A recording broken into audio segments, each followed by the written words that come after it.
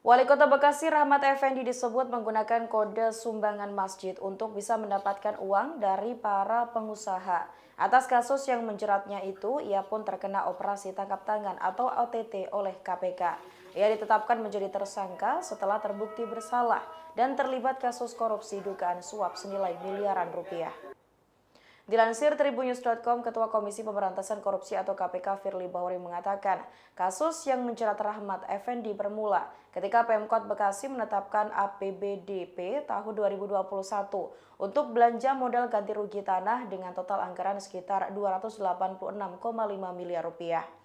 Dalam proyek tersebut, Rahmat Effendi diduga menetapkan lokasi pada tanah milik swasta dan intervensi dengan memilih langsung para pihak swasta yang lahannya akan digunakan untuk proyek. Firly menjelaskan pihak-pihak tersebut akhirnya menyerahkan sejumlah uang. Uang tersebut pun diatasnamakan sebagai sumbangan ke salah satu masjid. Rahmat Effendi atau yang akrab disapa Pepen pun menerima sejumlah uang dari beberapa pegawai pada Pemkot Bekasi sebagai pemotongan terkait posisi jabatan yang diembannya di Pemkot Bekasi. Tak hanya itu, Pepen juga diduga menerima sejumlah uang senilai 30 juta rupiah terkait dengan pengurusan proyek dan tenaga kerja kontrak di Pemkot Bekasi. Hingga total uang yang diterima dari hasil suap senilai 5,7 miliar rupiah. Diinformasikan bahwa Wali Kota Bekasi Rahmat Effendi tiba di Gedung Merah Putih Komisi Pemberantasan Korupsi Jakarta pada Rabu 5 Januari 2022 sekira pukul 22.51 waktu Indonesia Barat.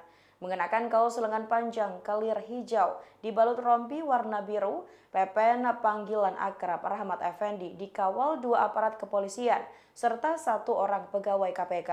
Setelah dilakukan pemeriksaan secara intensif, Rahmat Effendi bersama dengan 8 orang lainnya ditetapkan sebagai tersangka pada Kamis 6 Januari 2022 petang.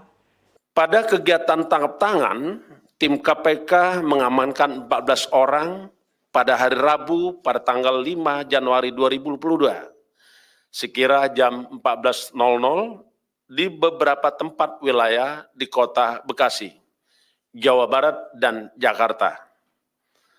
14 orang tersebut antara lain RE, Wali Kota Bekasi periode 2013, 2018, dan periode kedua 2018-2022. Yang kedua adalah AA, swasta, Direktur PTME. Yang ketiga NP, Namliah Vektor, maklar tanah. Nomor 4, BK, staf sekaligus ajudan daripada saudara RE.